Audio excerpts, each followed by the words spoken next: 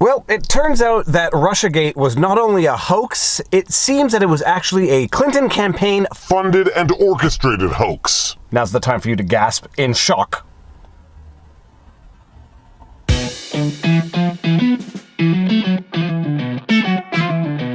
Viva Frei, Montreal litigator turned YouTuber, and this is Winnie the Westie, and there has been some news breaking which some of you may not have heard, just given other things that are going on in the news, which causes some to suspect that there is a reason why this news was broken now. From the New York Times, authorities arrest analyst who contributed to Steele dossier. Igor Danchenko, a Russia analyst who worked with Christopher Steele, the author of a dossier of rumors and unproven assertions about Donald J. Trump, was indicted as part of the Durham investigation. Now, this is from the New York Times, and the fact that they refer to someone who has been indicted for allegedly lying to the FBI, the fact that they refer to him as an analyst is a very favorable way of referring to him, and there probably is a political reason for which the New York Times is being rather favorable to Danchenko in the headline. Danchenko is not just some random analyst, he is the source for the now debunked Steele dossier, the dossier that was used as an excuse to spy on the Trump campaign, to go after Carter Page, and now it turns out that Danchenko seems to have been working very closely with the Clinton campaign. But alas, I'm getting ahead of myself. First, let's just deal with the timing of the release of this story. This news only broke the other day,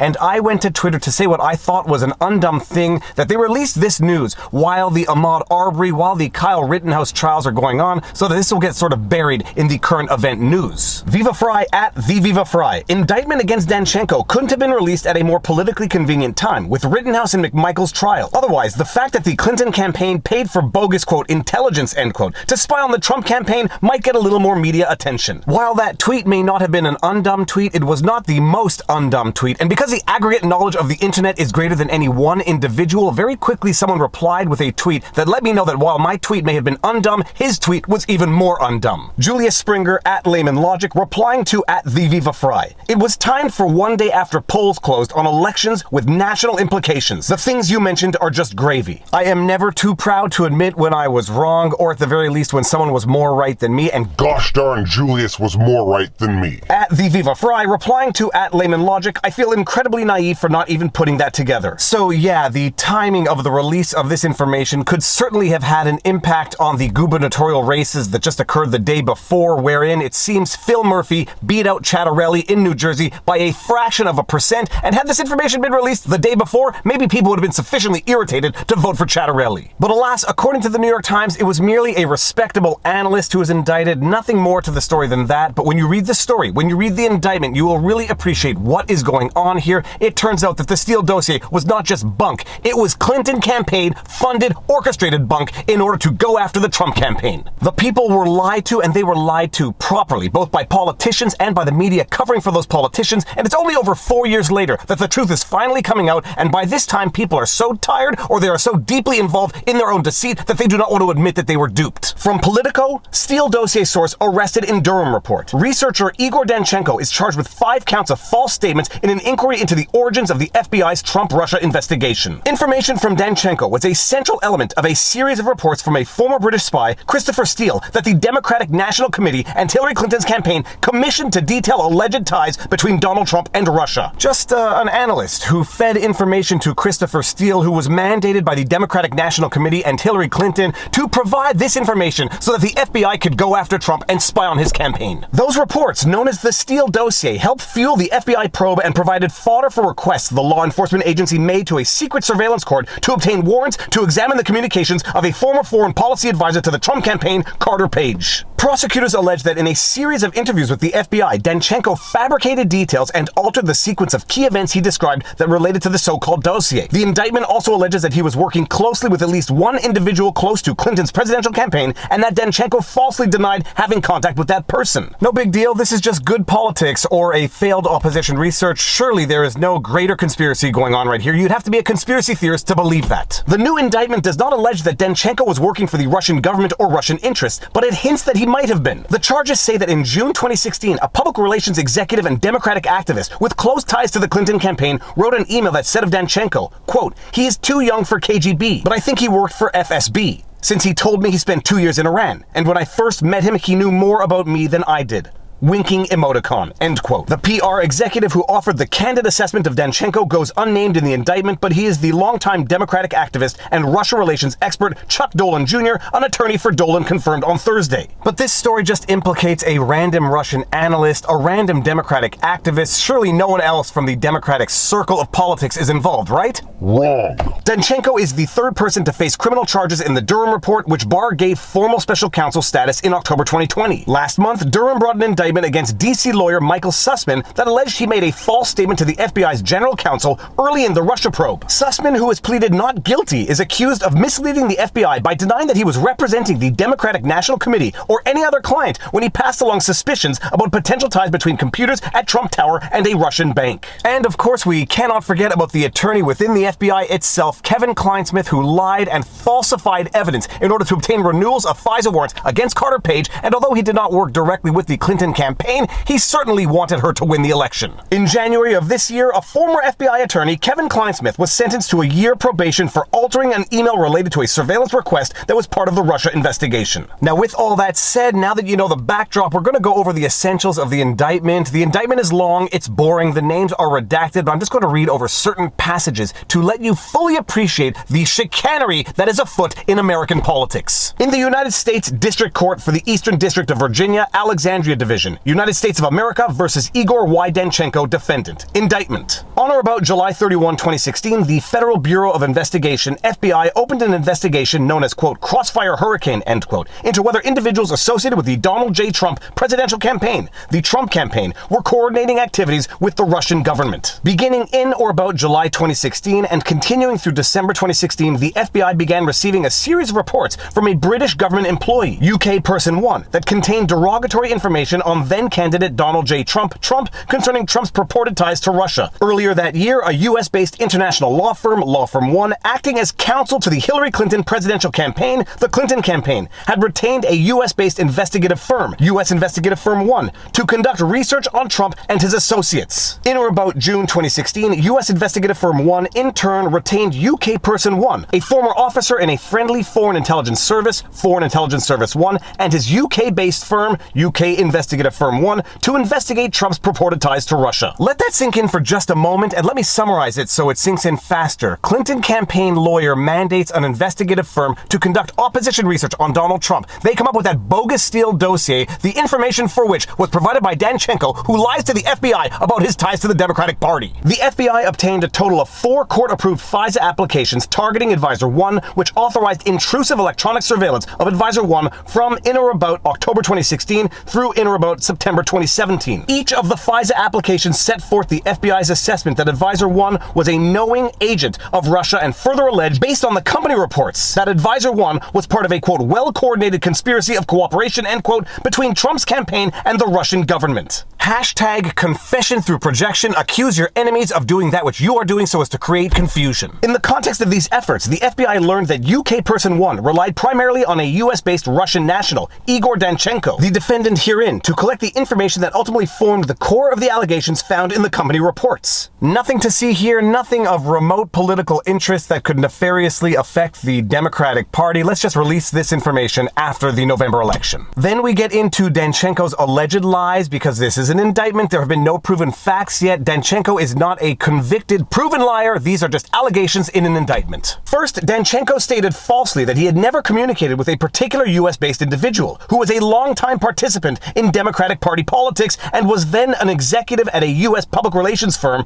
PR Executive 1, about any allegations contained in the company reports. In truth and in fact, and as Danchenko well knew, Danchenko sourced one or more specific allegations in the company reports anonymously to PR Executive 1.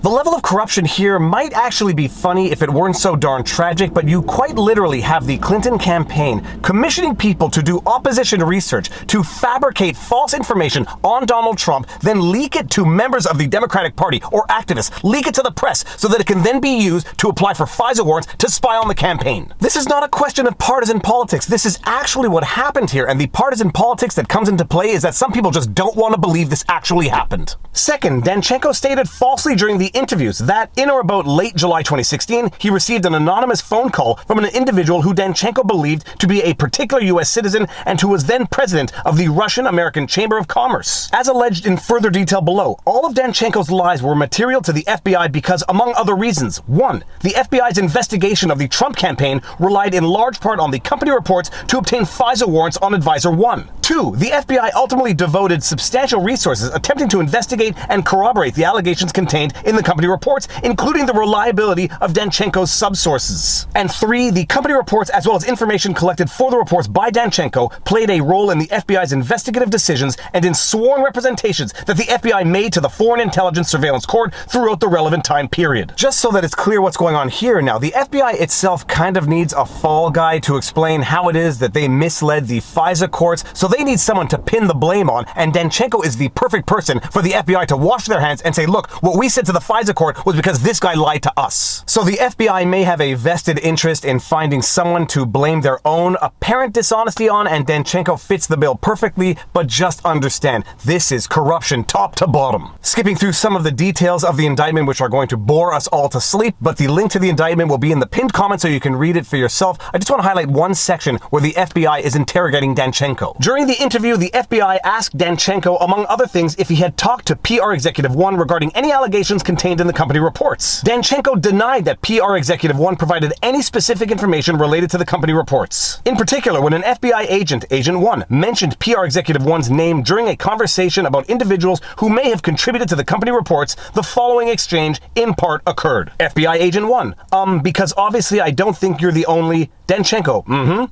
FBI Agent 1, person that has been contributing. You may have said 1, and this is the other thing we are trying to figure out. FBI Agent 1, do you know a PR Executive 1?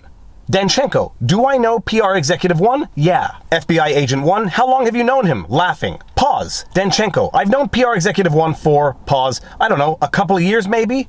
FBI Agent 1, couple years? Danchenko, but, I've known him for like 12 years. I have just finished reading 2 books, so I'm getting confused between the 2 of them. One of them was Never Split the Difference by Chris Voss, and the other one was The 6-Minute X-Ray by Chase Hughes. And one of the tactics that they mentioned in one of those books was when you're asking someone questions and you want to get more information out of them, just repeat what they just said to let them go on. And here the FBI agent asks Danchenko a question. He says, how long have you known this person for? Danchenko says 2 years, and you see the FBI agent does nothing more than repeat 2 years and then wait, and then lo and behold, Danchenko multiplies that by 6 and admits that he's known him for 12 years. So I find it somewhat amusing to see these tactics that I just read about in books actually being employed by the FBI, but it is an interesting tactic just to repeat what the person just said and sit there and wait for them to offer more information. There are a total of 5 counts in the indictment. We don't need to go over all 5 of them. I'm just going to focus on the first and the last. Count 1. Paragraphs 1 to 101 are incorporated by reference. On or about June 15, 2017, within the Eastern District of Virginia, Igor Danchenko, the defendant, did willfully and knowingly make a materially false, fictitious, and fraudulent statement or representation in a matter before the jurisdiction of the executive branch of the government of the United States, to wit,